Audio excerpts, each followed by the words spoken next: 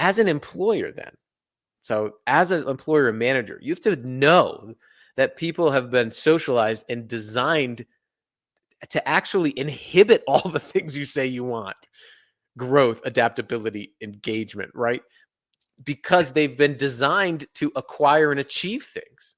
So every time an employer points and go, but that's the school's responsibility to prepare them.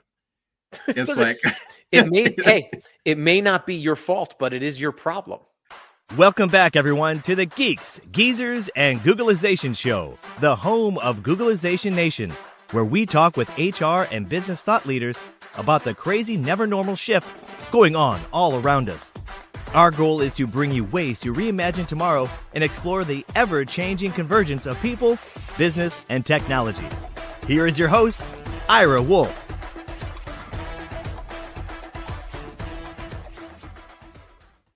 Hey, welcome back, everyone, to the Geeks, Geezers, and Googleization Show. Thank you for being part of Googleization Nation. I'm Ira Wolfe. If you think this is just another podcast, think again. We are the voice of the most important conversations on the future of work, confronting business leaders and people today. Our goal is to bring you ways to reimagine tomorrow and to explore the ever-changing convergence of business, people, and technology. On today's show, we're going to take a deep dive into the topics of mattering with one of our Geeks, Geezers, and Googleization alumni, Zach Mercurio. I think this is Zach's third visit this year. It's perfect timing, too, because just the other night, I found myself on the outside looking in.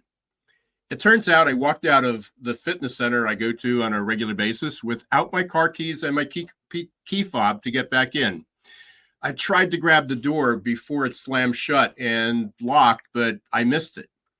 There I was standing in the cold, banging on the window, tapping on the door, trying to get the attention of someone inside. For a moment, I felt invisible. With the world seemingly spinning faster and out of control, there are millions of people feeling like that. That they're feeling separated from the past and the present and locked out of the future. Feeling invisible seems to be epidemic.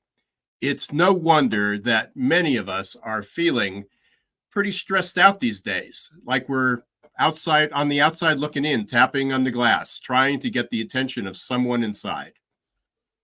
Well, today we're going to talk about how to unlock that door, or better yet, how to not get locked out in the first place. I'm so excited that Zach is back to guide us on this journey. But first, it's time for the perfect labor storm.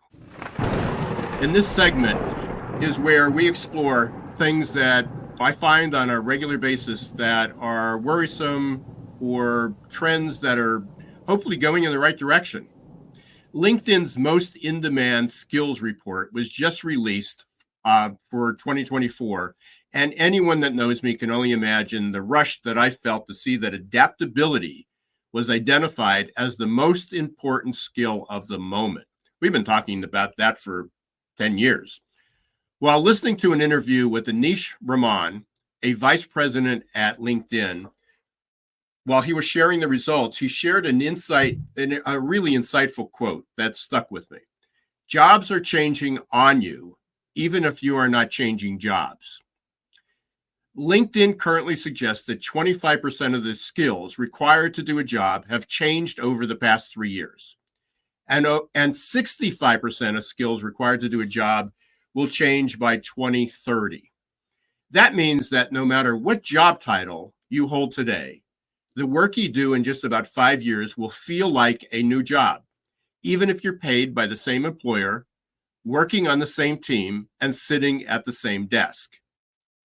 Don't change, don't adapt, don't reskill, don't upskill, and you will very likely find yourself locked out, feeling like you don't matter. It's a given that change is happening much faster than most of us can keep up. What can you do to become more comfortable with being uncomfortable? To improve your adaptive skills, to improve your AQ, your adaptability quotient? The go-to response seems to be, well, we just need to all work harder. It's the default panacea for everything every crisis, every dilemma. While the intention of working harder is good, in today's world evolving at quantum speed, the result is likely not better outcomes, but stress, depression, and burnout, not to mention a myriad of other unhealthy medical and health conditions. Opportunities to reskill and upskill are often met with resistance and even grief over the loss of the past. It's almost like the future is stealing our identity and self-worth. So what can individuals do, and what changes what must employers make? Well, I've kept Zach and you waiting long enough. Zach Mercurio is an author, researcher, speaker, and consultant, and a good friend specializing in purposeful leadership, meaningful work, and positive organizational psychology. He wrote The Invisible Leader: Transform Your Life, Work, and Organization with the Power of Authentic Purpose, and his forthcoming book, which we can't wait to get our hands on. He's been talking about it for a while, and I know working diligently at it. It's called Mattering Comes First: How Filling the Human Need for Significance Can Revitalize Workplaces and Restore Community. It'll be released by Harvard Business Review Press in 2025. Let's give a good old Googleization Nation welcome to Zach Mercurio.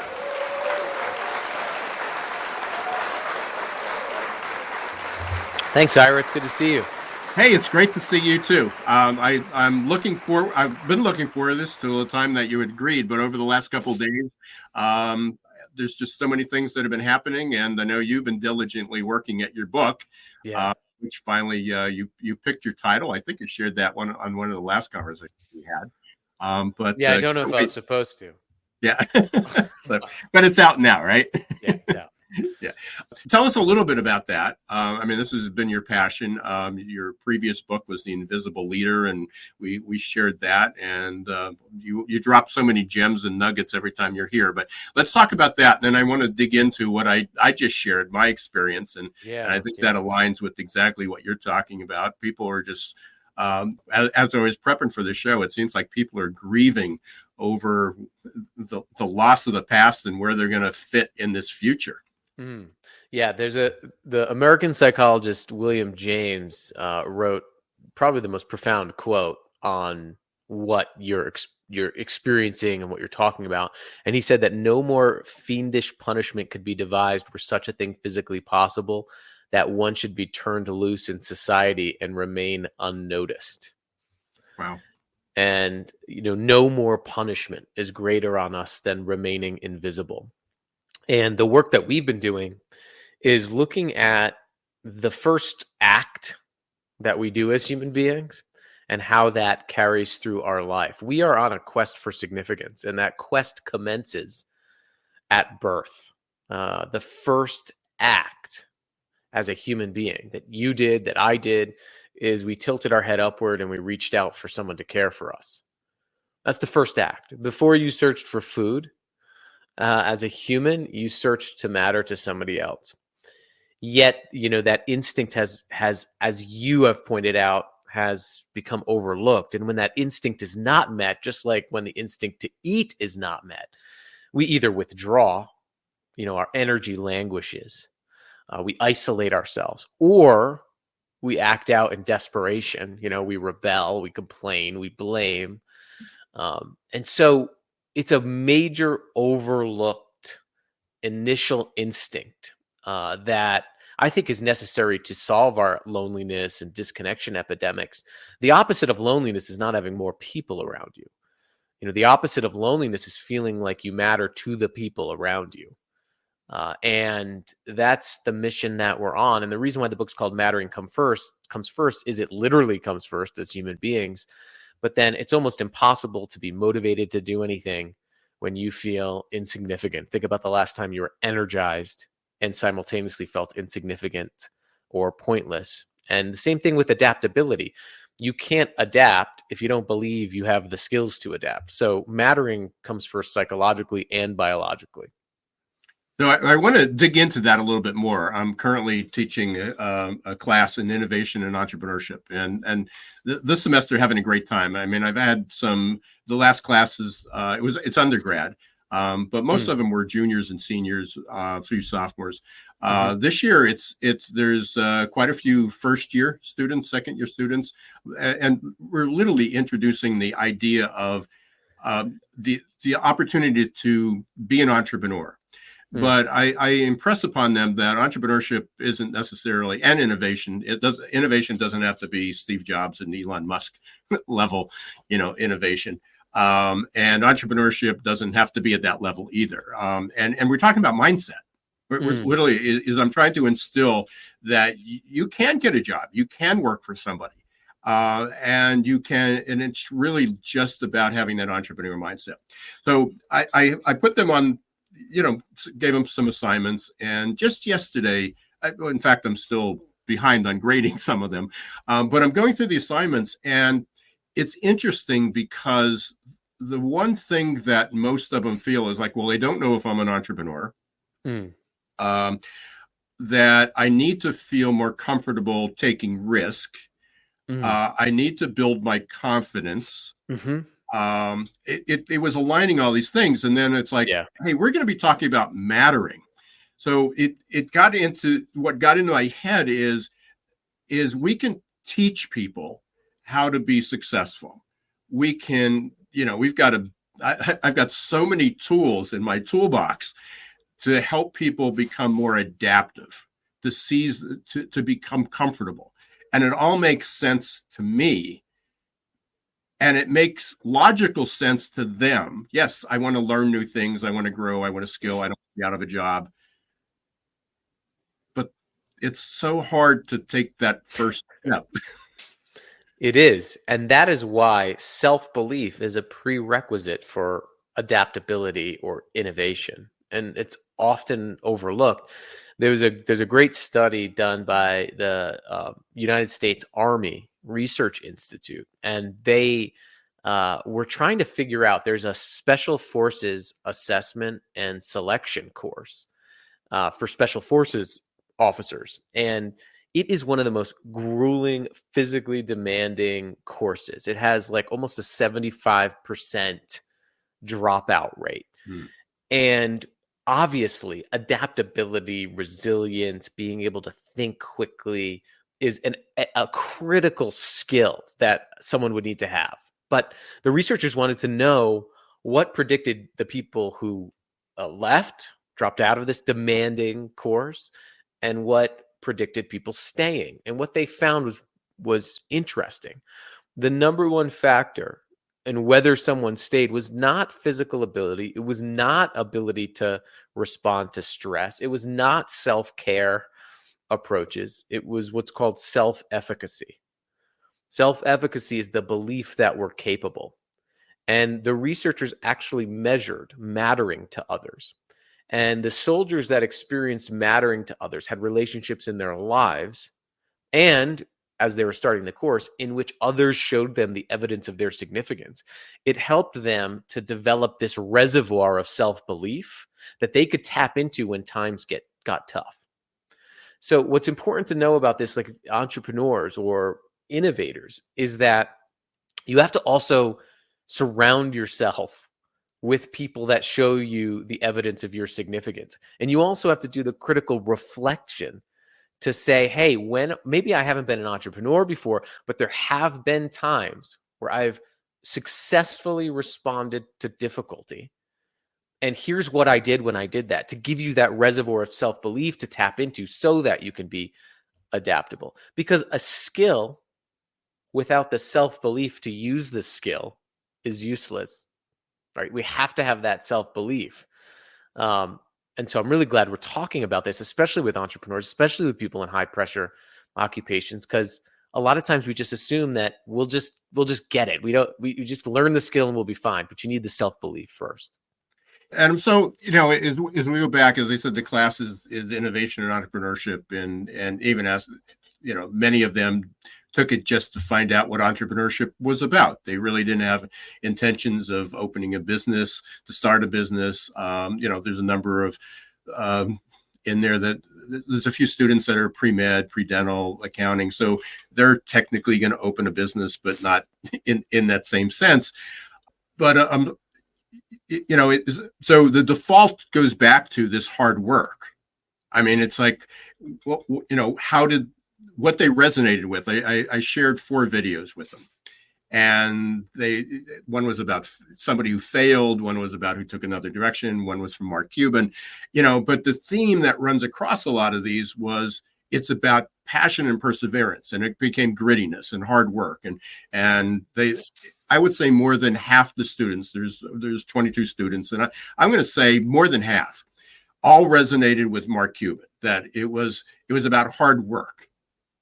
It was like, which ultimately working harder. And then it was like, yeah, and I think I'll be successful because I'm gritty. Yeah. But you don't just wake up and become gritty. I think gritty doesn't mean you matter. Right. That's the problem. But grittiness is an outcome of mattering.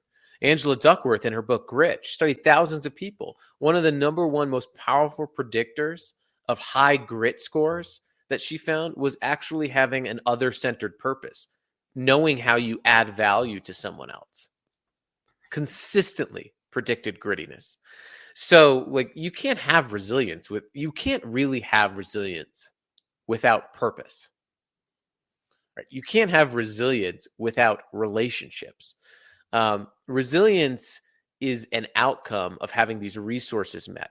It doesn't sell as well on a video for a billionaire entrepreneur to say, I relied on my self-belief, the people around me, to build that self-belief. I relied on learning from my failures and having to reflect on those times where I was really down, that I do matter, right? That doesn't get a lot of clicks, in a video.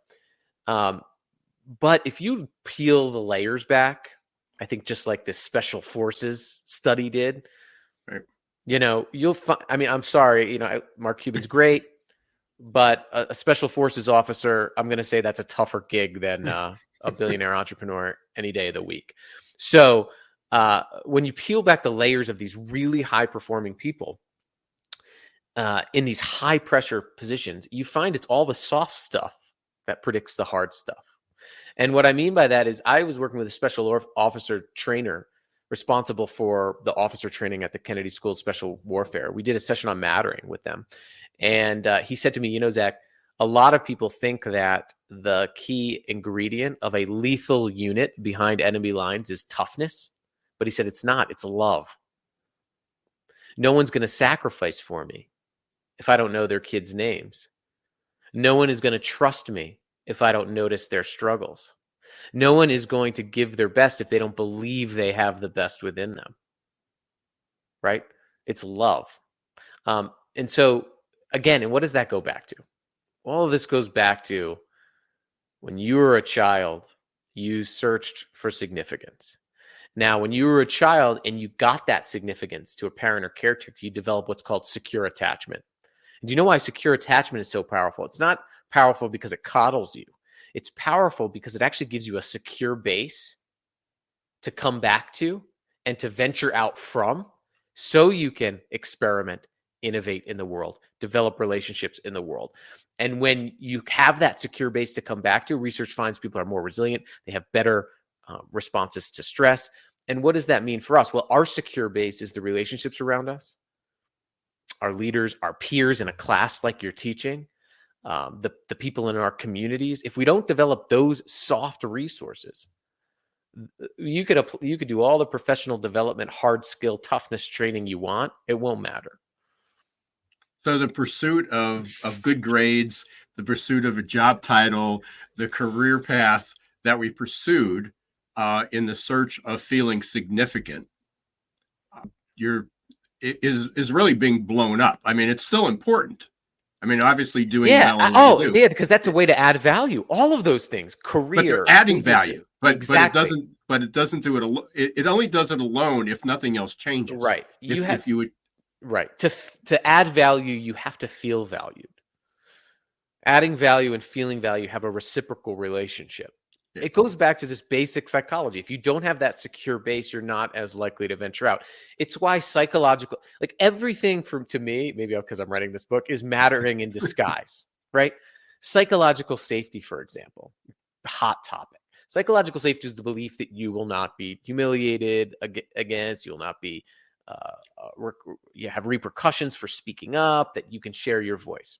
What is that really saying? It's saying you have a secure base.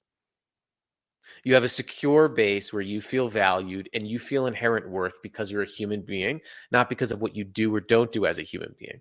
And when you feel that inherent worth somewhere, you have the reservoir of self-efficacy, of belief in yourself to venture out. One of the people in one of our studies we were doing, she's a entertainment executive in a very tough industry.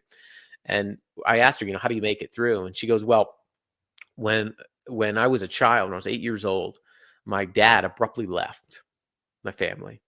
And it was the first Christmas, and I was with my mother. And I remember very vividly my mother bringing out a stool and telling me to step up and put the star on the Christmas tree. It's something my dad used to do. And she goes, I remember that she gave me something important to do. And I always, when I'm having a hard time, I recall that twinkling Christmas tree. I recall standing tall on that stool, and I look at my proud mom in my head, and I say to myself, I can do this.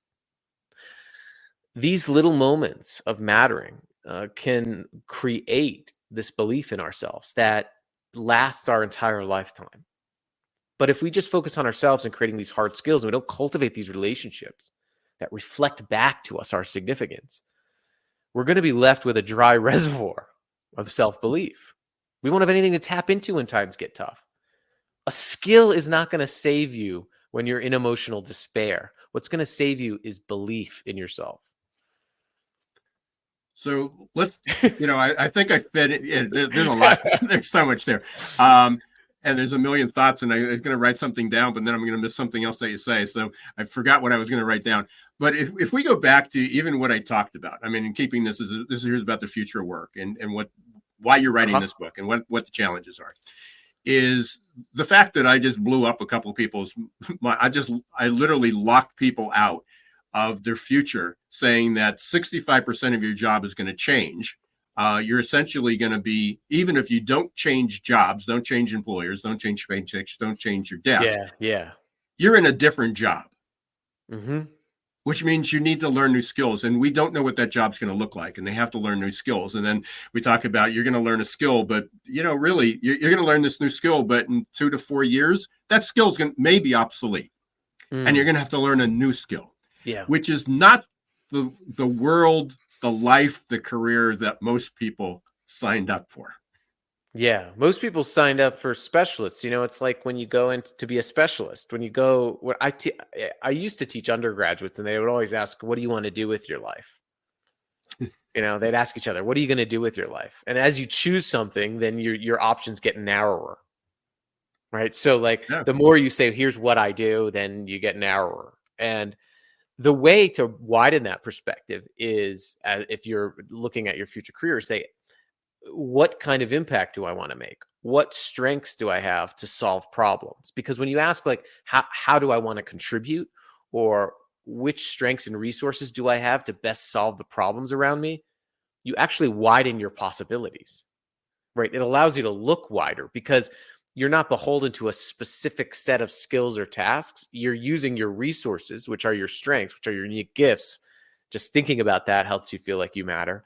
But then you also widen your perspective to how I can contribute. I mean, one of the things that's really interesting is that achievement is not accessible every day. Contribution is.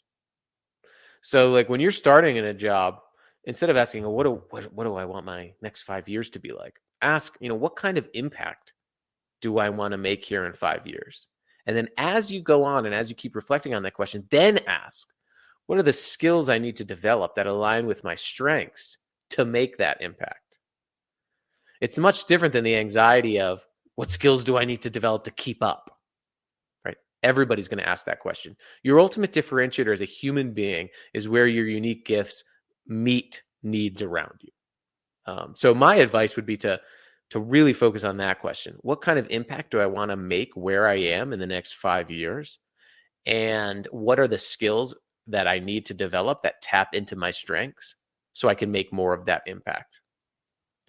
So where does someone start? And I think there's two questions there. It's where does the individual start, or what do employers, managers, and I'd say managers more than employers, because employers, it's going to be tough to, change the entire culture, but it's that direct impact that a manager can have on an individual. So from an individual standpoint, somebody says that has the wherewithal to start, what's the first thing they need to do? And then we may have to do the second one after the break, but what can employers do to create that environment? And I know it's one thing to say, create a psychologically safe space in order for this to happen, but it's like, it's not like, well, if I follow this, these 5 steps, it happens. Yeah. I mean, so for the individual who's in this setting, I mean, you have to self-reflect on big questions in your life, even in work. I mean, thinking about the question, like, how do you want to contribute? What are your strengths? I mean, identifying your character strengths, for example, is a really powerful way. Character strengths are a little bit different than like Gallup or other strengths finders. Character strengths are what you love to do and what you're good at, but they're tied with a virtue that benefits others, like wisdom. So identifying your character strengths is a really powerful evidence-based practice that you can use. And building off of that, then identifying what problems am I best at solving? Where do I see my unique strengths making a unique difference where I am? And who might I need to reach out to help me develop the skills I need to make more of that impact and widen that perspective? But that self-reflection is absolutely critical. And then, I'll transition. We can do this after the break, but as a manager, and this is where a lot of my work comes in, creating the environment where that makes it easier for people to see their gifts, their strengths, to make it easier to see how they can make an impact, to make it easier for them to experiment and fail, so that they can innovate and adapt. And creating pathways is essential, because if you put a well individual, and I say this all the time, if you put a well individual into an unwell system, they will become an unwell individual. It doesn't matter how much reflection you do, doesn't how much strengths you do, no matter how many adaptability trainings they go through or innovation trainings, if they go into a system that doesn't enable psychological safety, that doesn't help them see their gifts, that makes them feel invisible, they will become unwell. And what I mean by unwell is won't be able to adapt, they'll feel stuck. So there's an environmental component that's huge. And thank you for the queue up. Because we've got this, you see it going across the bottom of the screen, along with your contact information. But I've got a 5-day passion challenge, which really about going through some of those steps, some of that self-reflection. What are you interested in? What gets you up in the morning? When are you most excited? What turns you off? And kind of a little bit of a workbook, a little journaling that goes through that. So, appreciate that. We're going to take a short break, and we'll be back in just about 60 seconds. But we're talking with Zach Mercurio. We're talking about mattering. We're talking about how to be successful and thrive in the future, which is here and changing and coming faster every single day. But we want to thank you, Zach, again for joining us. I can't believe it's been 30 minutes already. So we're blowing through this. But when we come back, we're going to wrap up, but want to talk a little bit more about some of the, what's the first thing someone can do? I mean, I know we got my 5-day challenge, but what can employers do? What can managers do to make this real? So stay with us. We'll be right back. Are your employees feeling stuck and just showing up for a paycheck? Is your workforce working harder to get back to normal than adapting to the future? It's time to help them break their addiction to certainty and develop a growth mindset. Developed by one of the world's top-rated future of work thought leaders, AQ Plus Mindset is a powerful tool to help your employees embrace change, adapt faster, and grow on the job. Conveniently delivered to any smartphone or laptop in easy-to-digest 5 to 10-minute lessons. Managers can sit back and watch employee attitude shift towards growth and innovation in just 30 days. Are you ready to help your employees thrive in this ever-changing, never-normal world? Encourage them to show more grit, resilience, adaptability, and unlock their potential? The journey to a growth-filled future starts with a growth mindset. Visit aqplusmindset.com or call 484-373-4300. Hey, welcome back, everyone, to Geeks, Geezers, and Googlization. We're here with Zach Mercurio having a great conversation about mattering, how you can be successful and thrive in the future of work.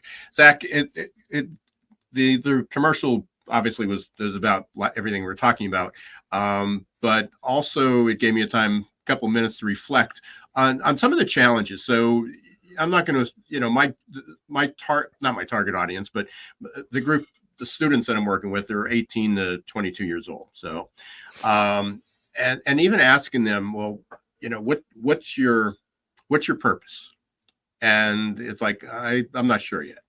What do you love doing? And sometimes it gets down to almost tasks. I mean, I love working on cars. Mm-hmm. I love working out. I love playing sports. I love, I love helping people. But I'm not sure that changes. I think there's people that are 40, 50, and 60 years old. You go, what would you do? What would you love doing? And, I've got peers, older baby boomers, and I got peers and go, I can't wait to retire. To do what? And it's, well, I'm going to golf and I'm going to travel. But that's almost, I get it, but that's vague. It's ambiguous. Right. And how long does that make you feel like you matter?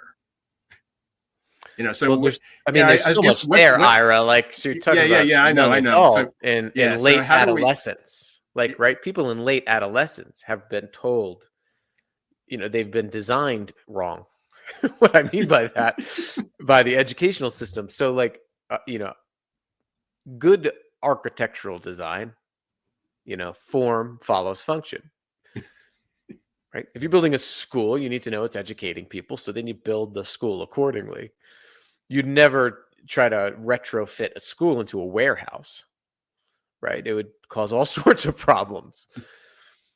But with humans, what we've done is we tried to get them to develop the form of their lives, what they're going to do, before we've helped them develop the function of their lives, why they are, who they are, what their strengths are. And to expect that that's going to work, to expect that there won't be this tension, to expect that a student will then say to you, well, I don't know, here's what I want, here's what I'm good at, all just things that I do, is a product of how they've been developed and raised. So when you, as an employer then, so as an employer and manager, you have to know that people have been socialized and designed to actually inhibit all the things you say you want: growth, adaptability, engagement, right? Because they've been designed to acquire and achieve things. So every time an employer points and go, but that's the school's responsibility to prepare them. It's like it may not be your fault, but it is your problem. Right? You can't get into that. The schools that we're not, or I love when employers tell me, this is not therapy, it's work, right? Or like, this is not our job, this is not school. It is, human beings are your job. If you're a manager, if you're a leader, humans are your job. Humans are your craft. Because everything else that you want and you need, production, performance, is a lagging indicator of how a human being feels and the resources they have.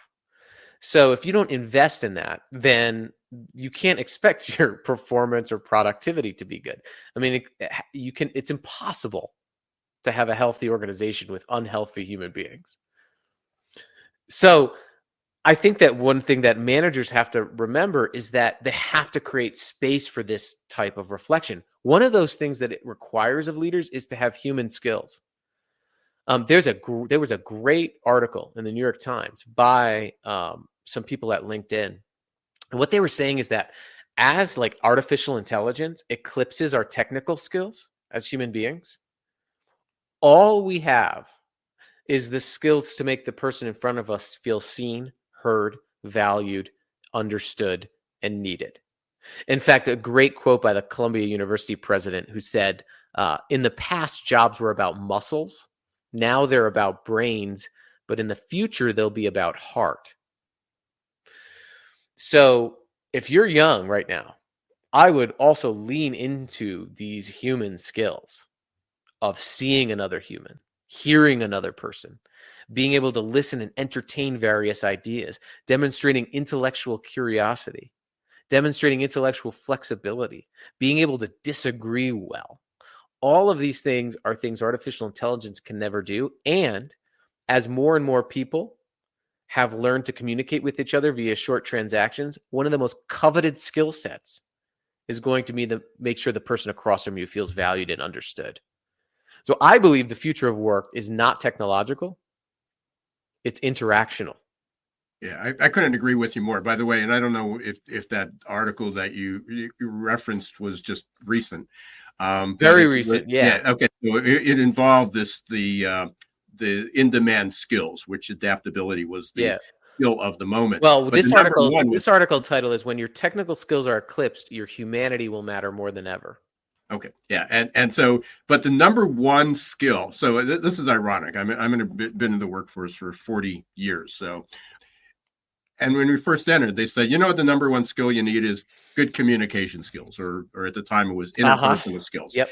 Okay. Guess what's number one? Mm-hmm. Communication skills. Guess what's number two? Yeah. Team building.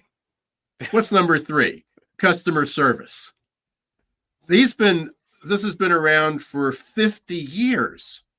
Yeah. Is that everyone says these are the most important skills, but finally, and it survived, by the way, communication, team building, customer service, survived an industrial revolution, a computer revolution, and now we're entering the AI revolution.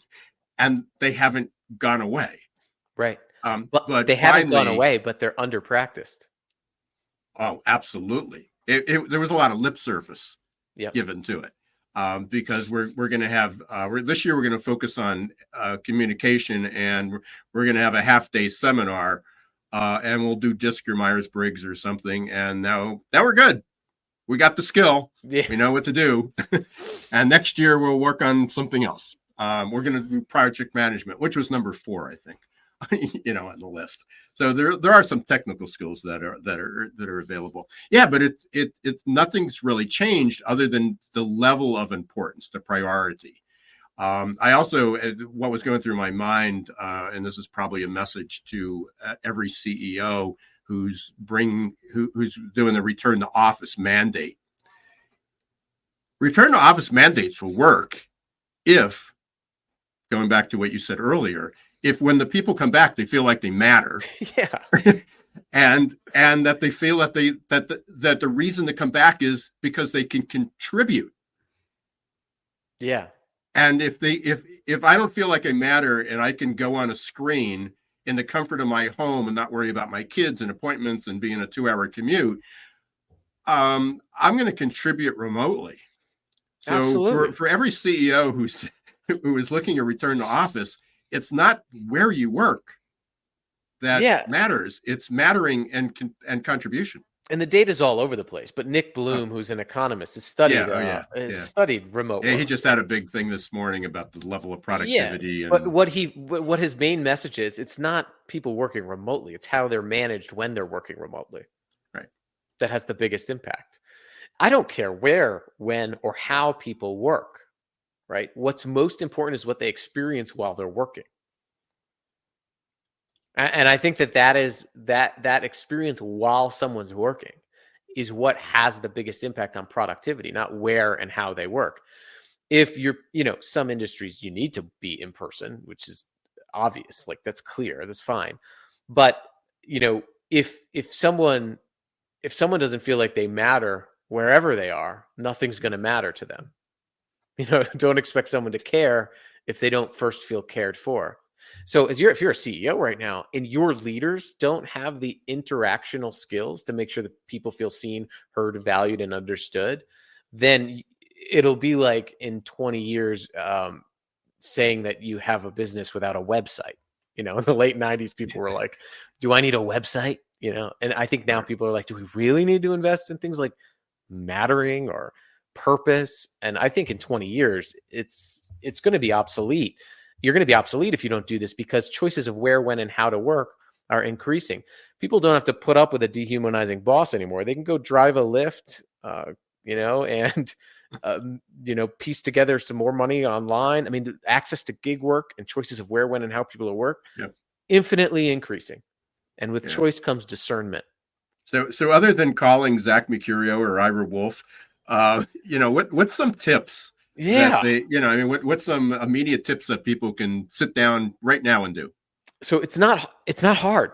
And actually, it's not expensive at all. One of the things that I think that people need to do is there's this whole idea of human-centered design, where you design something with the human being at the end. Like, it's a lot of software developers and software engineers use this to develop apps and new products.